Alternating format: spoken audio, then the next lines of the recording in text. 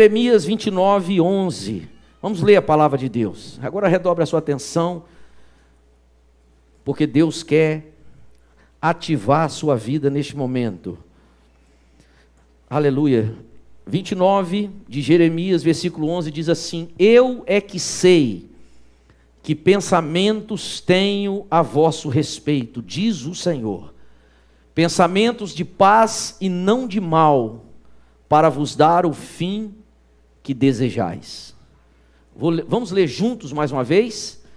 Eu é que sei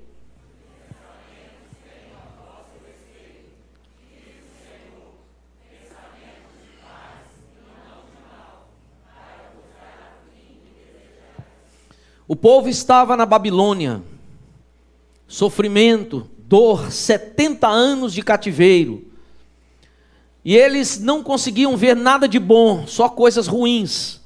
E Deus disse: assim que terminar esse período de prova, assim que essa prova terminar, eu vou mudar a história. E Deus olha para eles e diz assim: eu é que sei que pensamentos têm a vosso respeito. Eu não tenho pensamentos de morte e derrota, mas pensamentos de paz, prosperidade, vitória e muitas bênçãos para derramar sobre o meu povo, diz o Senhor. Eu é que sei que pensamentos. Os pensamentos que tenho são contrários ao que vocês têm pensado agora. E no decorrer do capítulo, Deus vai dando instruções. Deus diz assim: me busquem. Se vocês me buscarem, vocês vão me achar. Versículo 13 diz: buscar-me-eis e me achareis, quando me buscardes de todo o coração. Para vocês receberem a bênção, para ter a minha presença, a credencial é buscar-me de todo o vosso coração, diz o Senhor. E ele vai falando, ele vai falando. E o fato é que Deus tem muitas bênçãos e muitas vitórias para nós. E às vezes, muita gente pensa que serve a um Deus carrasco, um Deus cruel, um Deus vingativo, um Deus que fica te observando, te olhando, para ver justamente o seu erro. É como alguns patrões, como alguns pais, como alguns chefes, que olham um funcionário, não na intenção de corrigi-lo, mas de dizer: faça assim que é mais produtivo, é melhor, faça assim que você não corre perigo. Mas alguns patrões olham no intuito de pegar um erro seu, para ter um trunfo seu, e para assim te abater e te humilhar. Por essa visão de sociedade, nós transferimos para Deus, mas a Bíblia diz assim: não sou assim. Deus é amor. Quem pode dizer amém? Diz: a minha misericórdia se renova todas as manhãs. E aqui nesse texto ele diz: eu é que sei o que penso de vocês. Vocês estão passando por essa prova porque vocês buscaram esta prova. Mas se vocês se arrependerem, se vocês se humilharem, se vocês se converterem dos seus maus caminhos, eu vou trazer coisas grandes sobre a vida de vocês. E ele começa a ministrar. E uma coisa difícil é o povo de Deus acreditar nisso. A gente tem mais facilidade de chorar com o que chora do que de se alegrar com o que se alegra. A língua é um órgão carregado de veneno mortífero. Ele tinha, Tiago quando escreveu, tinha na mente uma cobra. Você sabe que cobra se cria. Tem um monte de gente que cria cobra. Cobras não peçonhentas. Eu não sei o nome de cobra. Eu sei que tem aquela cobra de jardim, que não morde, mas não tem veneno, ela é fininha e não faz mal, pelo menos para o ser humano. Tem outras cobras, tem umas grandes que as pessoas tiram fotos, já viu aquelas cobras amarelas, grandonas, imensas, não sei que cobra é aquela. Piton, não entendi de cobra, falou que é piton. Jiboia. Então tem as cobras imensas que a pessoa cria até dentro de casa. É verdade. Tem um pastor que eu conheço, que ele criava cobra. E um dia ele apareceu na casa dele com uma cascavel, aquela que tem um chocalhozinho. E aquela cobra é muito venenosa. O pai dele ficou super preocupado. Ele criava cobras, porque ele morava no Texas, muita cobra, ele começou a criar cobra. Veja bem, mas existem muitas cobras que dá para criar. Não é peçonhenta, não é venenosa. Agora, existem cobras como a cascavel, por exemplo, como a jararaca. Aqui na nossa região tem muita cobra jararaca. Falando de cobra, anteontem estava eu, Joabe, mais uns irmãos, andando num caminho, assim, no mato, assim. E de repente uma das irmãs disse assim: ai, uma cobra. Tinha uma irmã atrás de mim, quando eu olhei, ela desapareceu. Eu falei, foi o arrebatamento. Não, mas ela correu mesmo. Mas nós gritamos, a cobra está morta. Mas ela não ouviu, ela continuou correndo. A cobra está morta. E a cobra estava morta. E os irmãos que estavam assim na frente, o Joabe, mais o outro, e eu também, nós não vimos a cobra, só a outra que viu. Mulher vê longe, né, irmãos? Mulher vê longe. E a cobra era mais ou menos de 1 metro e estava morta mesmo. E parecia que estava viva. Aí os irmãos pegaram um galinho para futucar a cobra. Mas cobra é um bicho asqueroso assim, né? Alguém matou aquela cobra. Mas ela estava morta. E estava no meio do caminho. Foi ontem isso. E deu um susto tremendo na gente. Ontem, né? Ontem. Foi ontem isso. E deu um susto na gente. Existem cobras que não dá para criar. Existem cobras que elas estão no limite o tempo inteiro. Se você chegar perto, ela pula em você, ela dá o bote.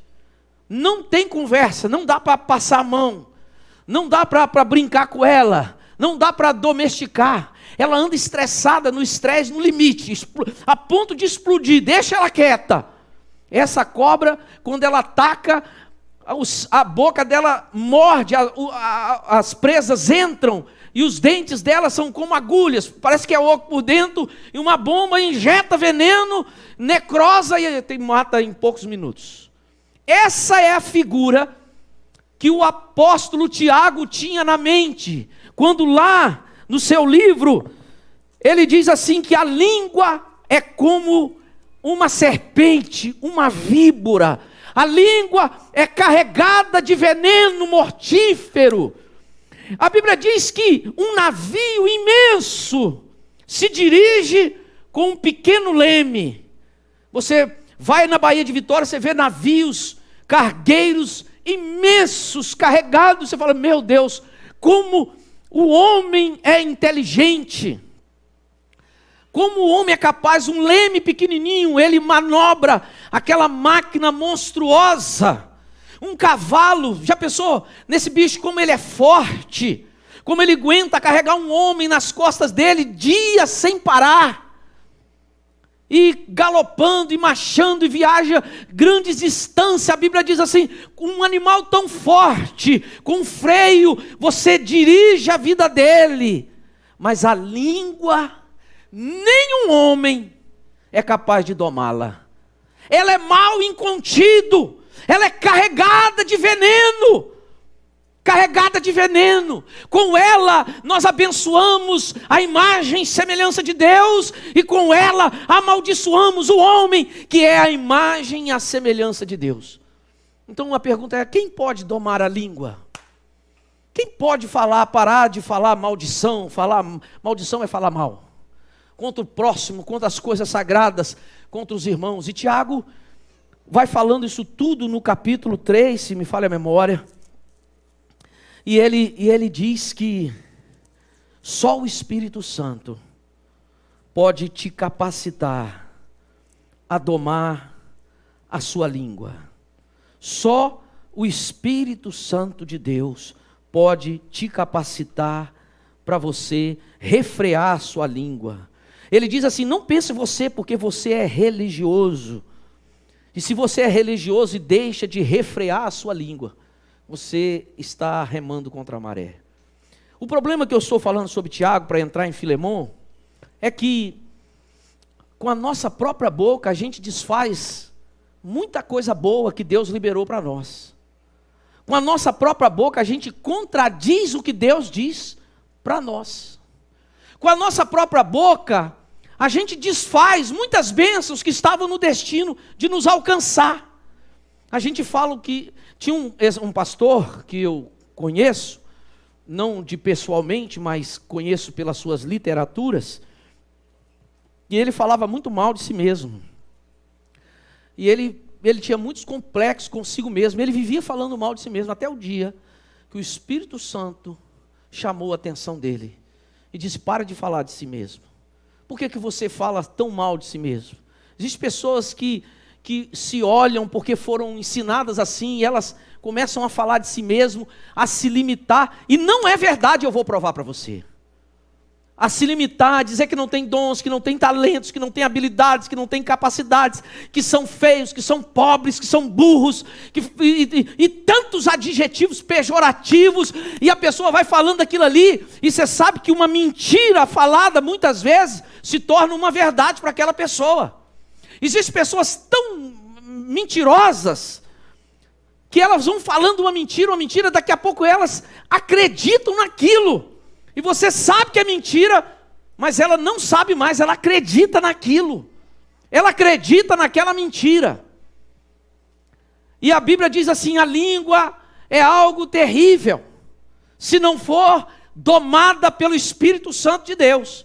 E agora eu entro no texto de Filemão, capítulo 1, versículo de número 6. O texto diz assim, para que a comunhão da tua fé, diga comunhão da tua fé, se torne eficiente no pleno conhecimento de todo o bem que há em nós para com Cristo. Eu vou ler de novo, mas eu caminhei até aqui para chegar nesse momento. É isso aqui que Deus quer falar com você nessa noite, então redobre a atenção. É nesse versículo, talvez você nunca leu Filemão. Só tem um capítulo. Eu quero ministrar isso aqui que está no versículo de número 6. Eu comecei dizendo que Jeremias 29:11, que Deus tem coisas boas para nós. Quem crê, diga amém. Não somente boas, Deus tem coisas excepcionais, sobrenaturais para nós. Diga aleluia. Aleluia. Existe uma teoria da conspiração ou do fatalismo que diz que só consegue ver coisas ruins no final. E se você olhar pela ótica, pela lente da Bíblia, você vai ver muita coisa ruim reservada para o final. Se você ler o Apocalipse sem o Espírito Santo, você vai ficar com muito medo. Mas eu quero te dizer que o Apocalipse não precisa ter medo.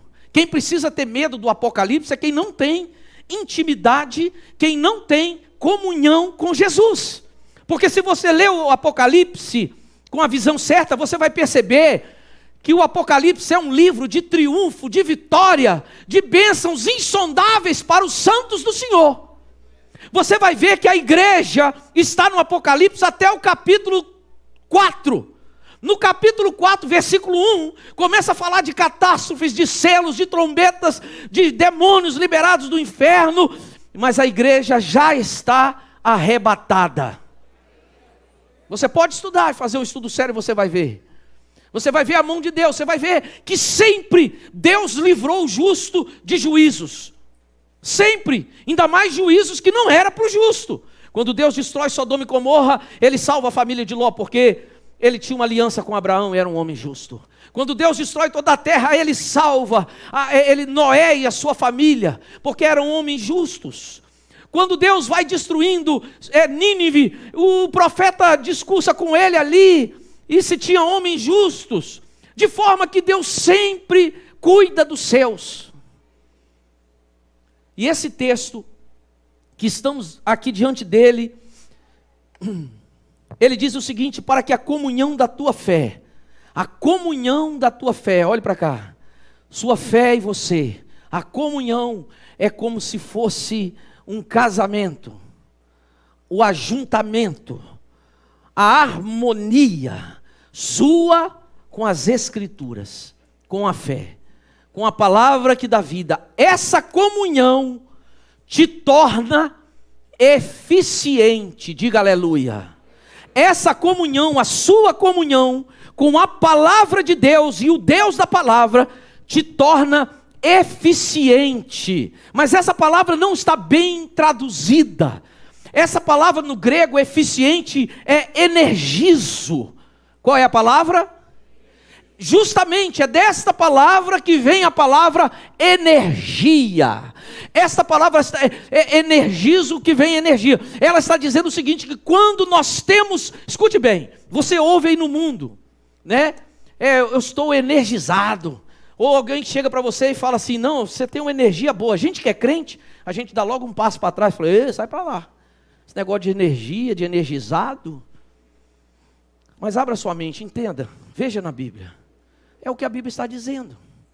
Que a sua comunhão, escute bem, a sua comunhão com a palavra de Deus, essa palavra no grego é energizo. Esse texto poderia ser traduzido assim: para que a comunhão da tua fé possa tornar-se energizada. Ou uma outra palavra que alguns irmãos gostavam muito de dizer, os irmãos que eram do movimento de célula G12, ativado. Você já ouviu essa expressão? Os irmãos do G12 falavam assim: meu irmão, ativa a sua fé, ativa a sua fé. E alguns outros irmãos nem gostavam muito dessa expressão. Mas essa palavra energizo, que está nesse verso que você deveria marcar na sua Bíblia, essa palavra significa que quando você tem comunhão com Deus e com a palavra, o Espírito Santo vem, é como se ele liberasse uma descarga de energia sobre você, e você fica energizado, cheio de fé. Você fica ativado, você sai da prostração e você se levanta, porque a palavra de Deus tem esse poder de ativar você, de fazer o que está chorando, erguer a cabeça, de levantar o que perdeu alguém e renovar suas forças. E esse texto, o apóstolo Paulo diz: ei, meu irmão, tenha comunhão com Deus e com sua palavra, e você será ativado, energizado, e você vai mudar a sua história. Ele diz energizado, ele fala aqui, essa comunhão, a gente traduz assim esta palavra, e ele não para, ele diz assim: para que a comunhão da tua fé te torne energizado. Sabe o celular quando ele está fraquinho? Todo mundo aqui tem celular. Então, quando ele está com a bateria, você vai lá na energia e faz o quê? E liga. Você liga o celular na energia, ele carrega, ele fica pleno. E daqui a pouco você pode caminhar mais horas e horas. Ele tem energia, exatamente disso que eu estou falando. É uma descarga de... Você sabe que a palavra dunamis, mas recebereis poder, Atos 1, versículo 8. A palavra poder é dunamis no grego, que significa poder explosivo. O Senhor Jesus disse assim: fique em Jerusalém, não saia de Jerusalém. Durante 40 dias depois que Jesus ressuscita, 40 dias ele fica aparecendo para os discípulos aqui na terra. Não apareceu para nenhuma pessoa que não era discípulo. Durante 40 dias, só para a igreja. Jesus ressuscitado, 40 dias, aparece aqui e ali. A casa fechada, Jesus aparece, desaparece, come, ceia, bebe, desaparece. 40 dias, só para a igreja. No 40º dia, ele diz para os apóstolos: não saiam de Jerusalém, fique em Jerusalém. E os apóstolos ficam lá 10 dias. Jesus morreu na Páscoa. 40 dias mais 10 dá 50. Exatamente na festa profética de Pentecostes, o Espírito Santo desce e a igreja nasce. E aí ali ele diz assim: mas quando o Espírito descer, você vai receber um poder explosivo. Você vai receber poder e você vai ser minha testemunha em Jerusalém, Samaria, Galileia e até os confins da terra. Quando o Espírito Santo vem sobre nós e ele o vem pela sua palavra, você se torna ativado. Quem está entendendo, diga amém. Energizado. Você sai da prostração, você sai do chão, do monturo, e você se levanta. Nem tudo está bem, mas o seu espírito está erguido. Às vezes o vento sopra, você é como uma palmeira, dobra, deita. Alguém olha e fala: acabou a vida dele. Mas daqui a pouco passa o vento, e quando ele olha, você está ereto. Porque as suas raízes estão profundas, e o Espírito de Deus aviva-nos, energiza-nos, ativa-nos e nos levanta em nome de Jesus. Cada luta que você já passou na vida, e você está aqui hoje, mas isso não é privilégio seu, isso é para qualquer um que quiser se colocar na mão do Senhor. Põe o versículo, por favor, Bruna. O versículo diz assim: para que a comunhão da vossa fé, a comunhão da fé, lembre sempre que tem palavra envolvida, coisas de Deus envolvidas, para que a comunhão da vossa fé se torne energizada. Essa comunhão vai te tornar energizado, ativado. acelerado, motivado, empolgado. A coisa boa é você encontrar uma pessoa empolgada. Não é bom, irmãos? Quando você vai e encontra uma pessoa empolgada. Eu estava conversando com um patrão, e ele estava dizendo para mim que lá no trabalho dele tem a equipe dele. E de tempo em tempo ele faz uma avaliação com os funcionários. E os piores de rendimento ele manda embora. Eu achei cruel. Mas ele disse para mim: pastor, é uma lei de selva.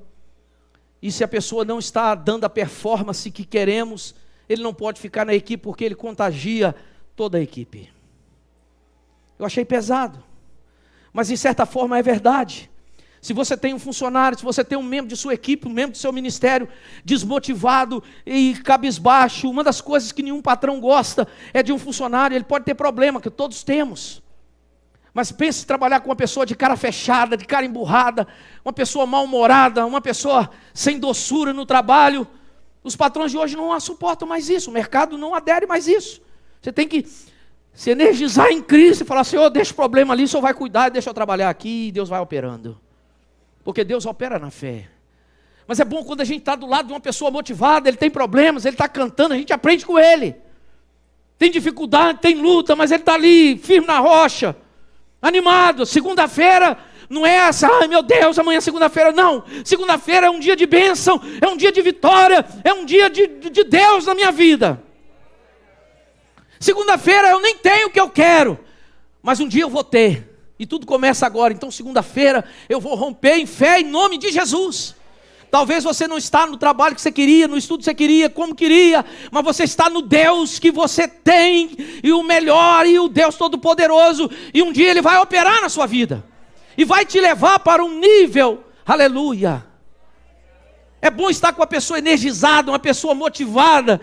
Pense, irmão, se o louvor viesse para cá, uma vez ou outra o Espírito conduz, mas pense se ele cantasse músicas e você começasse a chorar, e não pare mais de chorar. Nós vimos, é como Paulo diz, eu acho que Coríntios, ele diz assim: tem reuniões que vocês se reúnem, e não é para melhor, é para pior. Você entra mais ou menos na igreja e sai pior. Existem reuniões que são assim, você entra desmotivado e sai mais desmotivado ainda, mais entristecido ainda, com mais culpa ainda. E Paulo diz: essas reuniões é um problema. O texto diz o seguinte: para que a comunhão da sua fé se torne eficiente no pleno conhecimento. Diga conhecimento.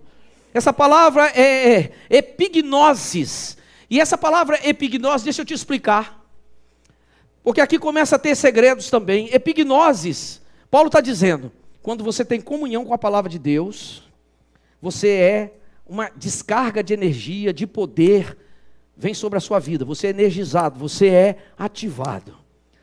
No pleno conhecimento. Epignosis é conhecimento, mas é de conhecimento de especialista. Preste bem atenção. Você vai ao médico, tem um problema na mão, e aquele clínico geral vai te encaminhar para um especialista em mãos, e o especialista vai tratar do seu problema, porque aquele especialista em mãos, talvez ele já foi, ele estudou, mas quando chegou um momento na medicina, ele optou por aquela vertente de saúde, e estudou mais ainda, para ser especialista. Epignosis fala de um conhecimento que não se compra, mas se adquire mediante ralação, estudo e empenho. Quem está entendendo, diga aleluia. Você não compra epignosis, mas você adquire. Às vezes você vê uma pessoa, você não sabe quantas madrugadas esse homem dobrou os joelhos no frio do inverno, no calor do verão, e chorou aos pés do Senhor, sem ninguém ver. Quando você vê uma pessoa, você não sabe quantas noites ele perdeu estudando. Quando todo mundo ia para uma festa, para uma balada, ele ficava em casa. Hoje ele está lá, mas você não sabe da história dele. A pessoa não sabe do que você passou, das suas tentativas fracassadas, mas foram tentativas. Eu tentei, mas fracassei, mas eu ralei. Não sabe o que eu passei nesses anos todos. Epignosis é um conhecimento que vem, é um conhecimento que vem de busca, de estudo. Está entendendo? O grego diz que epignose é como se você tivesse um carro. E o carro está novo, está com o tanque cheio de combustível, você tem habilitação, mas se você não colocar a chave no carro e der partida no motor, esse carro não vai te servir de nada, você não será ativado, você não será energizado, e você não vai fluir nas bênçãos de Deus. Conhecimento, epignosis, é um conhecimento que você adquire buscando a face de Deus. Aí Paulo diz assim: se você tem comunhão com o Senhor e se torna conhecedor das promessas de Deus, dos mandamentos de Deus, você será ativado. Você terá conhecimento de quê? Do mal? Olha o texto: de todo o bem que há em nós. Há muita coisa boa em cada um de nós. Há potencial ilimitados em nós. Quando o povo estava construindo a torre de Babel, o próprio Deus olha do céu e diz assim: vamos descer lá e vamos confundi-los, porque eles estão falando a mesma linguagem. Você que é dono de equipe, pega essa. Eles estão falando a mesma coisa, não tem uma conversa, um pensamento aqui, outro ali. Eles falam a mesma coisa, está na Bíblia. E porque eles estão falando a mesma coisa, não há limites onde eles podem chegar. É forte demais isso. O próprio Deus disse: vamos confundir a língua, porque o desejo deles está desvirtuado. Então surgiu aí o inglês, o português, os dialetos e tanta língua que há na terra. Quando a gente está em comunhão com Deus, nós começamos a tomar conhecimento de quem nós somos em Cristo Jesus. Está entendendo? Nós começamos a tomar conhecimento, se tornamos especialista, a tomar conhecimento. Eu sei que leva tempo, mas um especialista é alguém com confiança, com ousadia. Ele se preparou, ele treinou. Quando ele fala, ele não fala com dúvida. Ele sabe. Fala: não, meu irmão, isso aí não é de Deus, não. Não, isso aí não é de Deus. Porque tem gente falando coisa que não recebeu do Espírito Santo. Ouviu falar? Fora de contexto. Foi bonito. Mas quando você é um homem de conhecimento, que dobra o joelho, que tem comunhão com a fé, Deus pode até falar com os outros para te falar, mas geralmente Deus fala com você mesmo. E você se levanta cheio de convicção. Você já tomou uma decisão na sua vida e que todo mundo foi contrário? Até você mesmo ficou com medo? Todo mundo falou: não, rapaz, você está doido, você está doido, você está doida. Não é assim? Rapaz, o que é isso? Rapaz, meu Deus, não sei o que, não sei o que. Você disse assim: lá no meu coração, Deus está me conduzindo a isso. Já houve outras vezes na minha vida que todo mundo dizia: rapaz, esse é o momento, esse é o momento, esse é o momento. Esse é o momento, olha, vai que é sua, Tafarel. Vai, não sei o que, vai. Você diz: não, tem alguma coisa aí, está tudo está pronto, meu Deus, olha. Está tudo, olha só que parece um mar de rosas, eu vou andar em pétalas, que maravilha. Mas o Espírito Santo falando: não vai não. Aí todo mundo fala: vai que é sua, vai que é sua.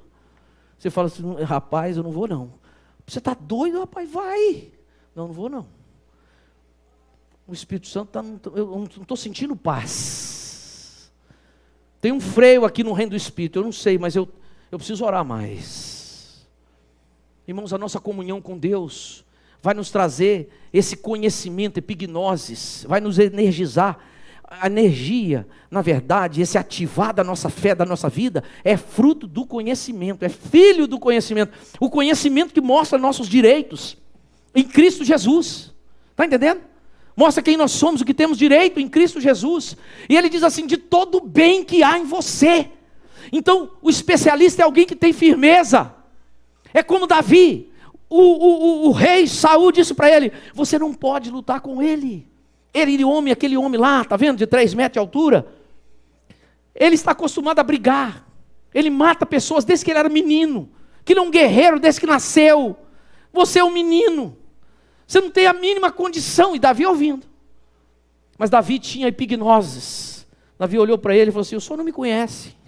O senhor não sabe quem eu sou. O senhor está pensando que eu estou acostumado a matar homem? Eu mato é leão.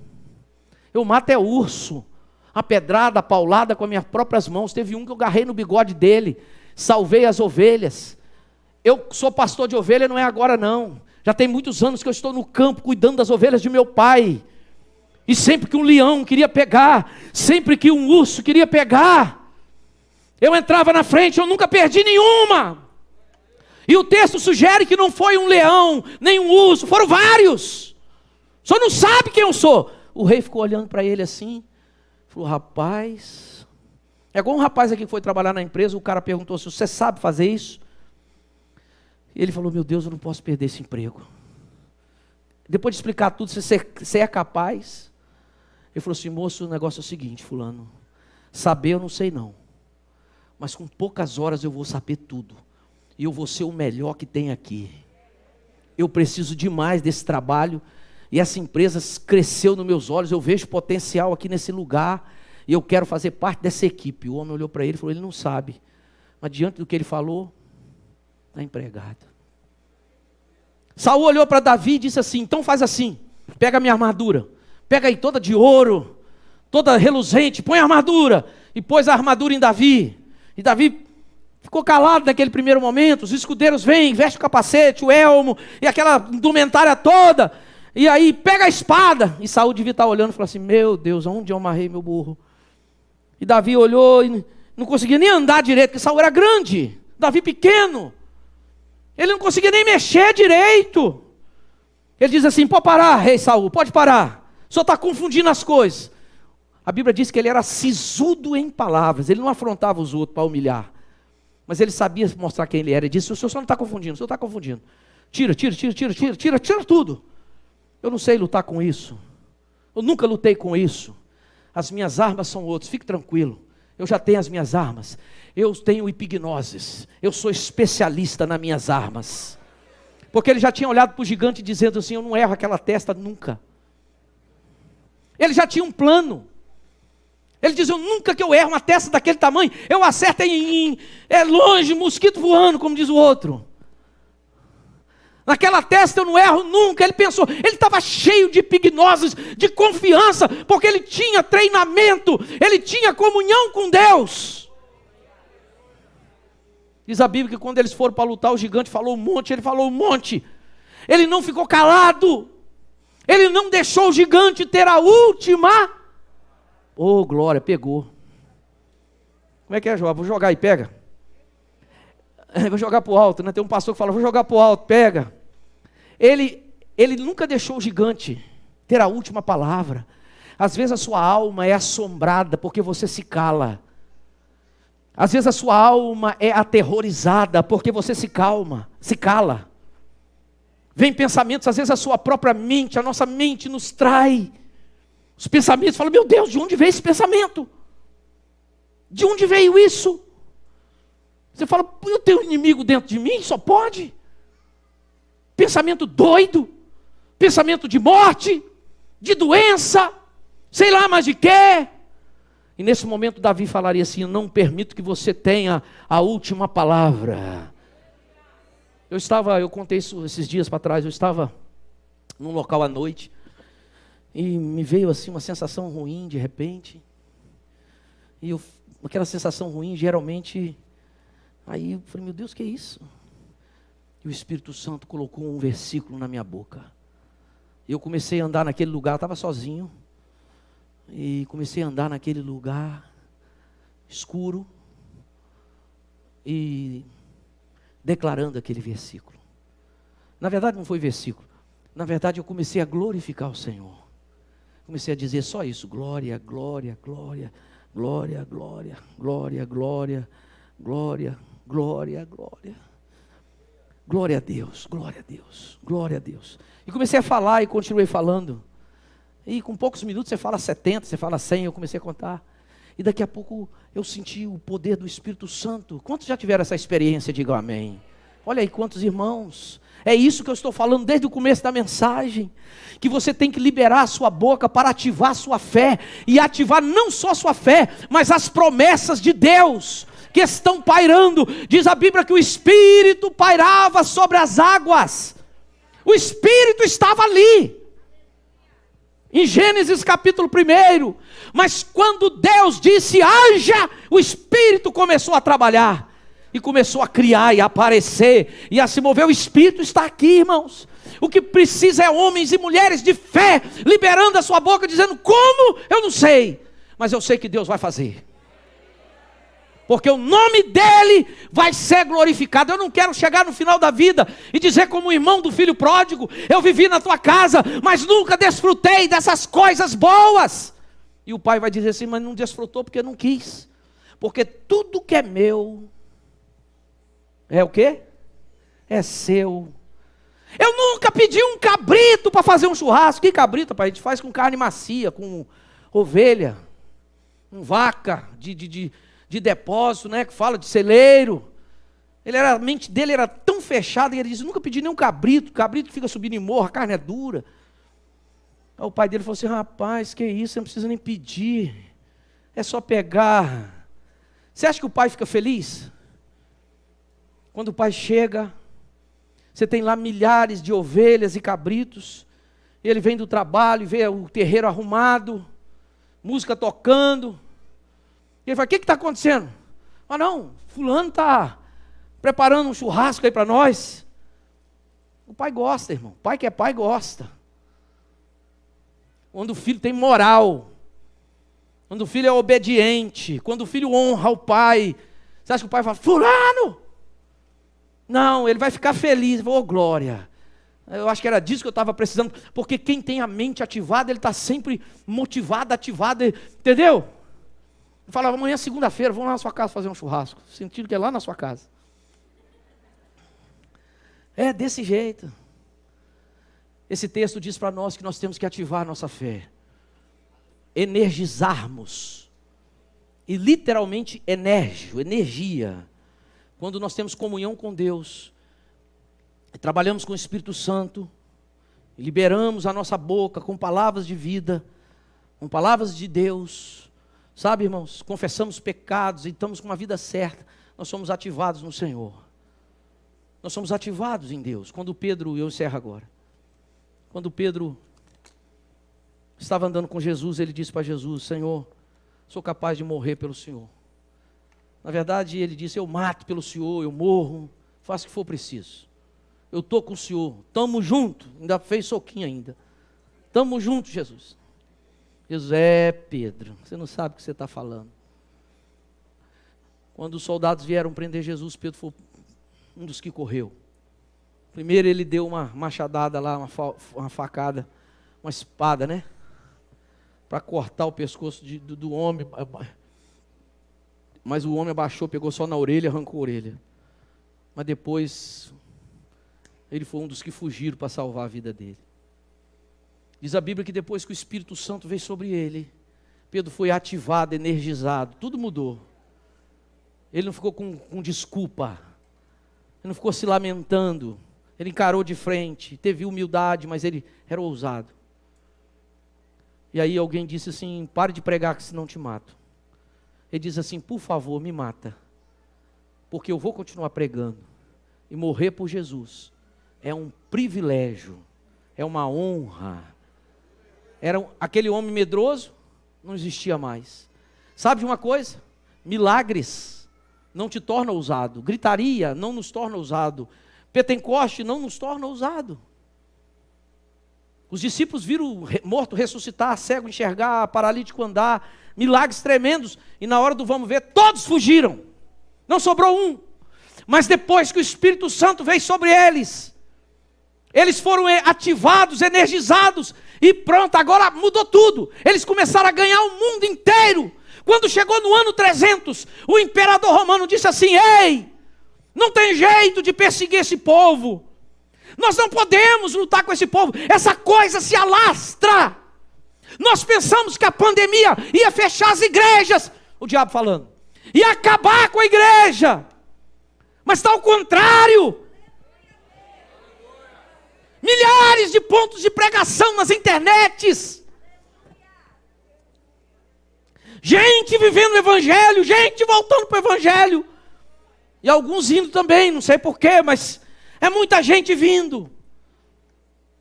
Deus fazendo um avivamento. Não dá, e o imperador romano disse assim: então a partir de hoje, uma jogada política, nós vamos ser todo mundo cristão. E aí começa um outro cristianismo no ano 300. Porque ele diz, já que nós não podemos com esse povo, nós vamos ser cristão.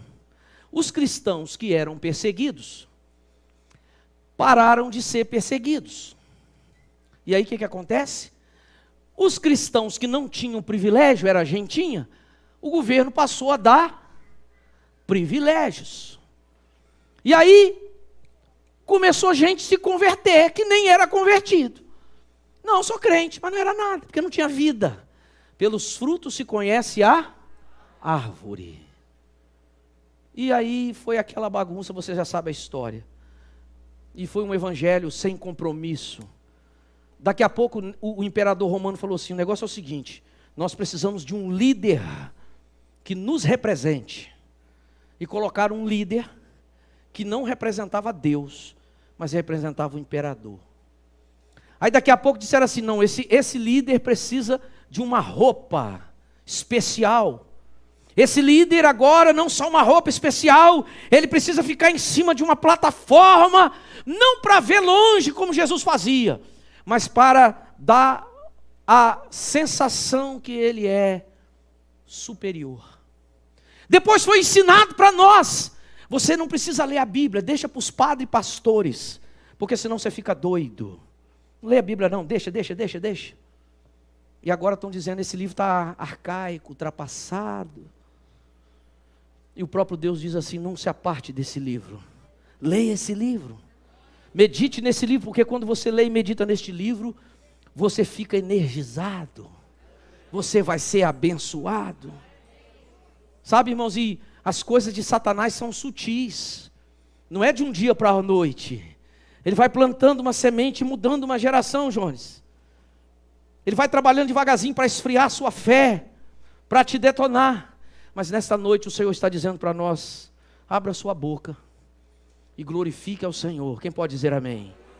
Nesta noite Deus está dizendo para nós, abra sua boca e profetize o seu milagre. Seja o primeiro a acreditar no seu potencial. Ele disse no texto, todo o bem que há em você. Tem muita coisa aí que precisa ser ativada e posta para fora. Você que está se travando, é você.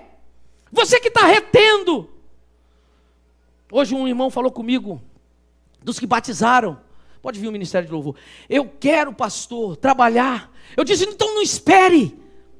Ele falou assim, eu queria fazer isso. Eu falei, então, de 15 em 15 dias a gente faz isso. Vai com os irmãos, se oferece. Vai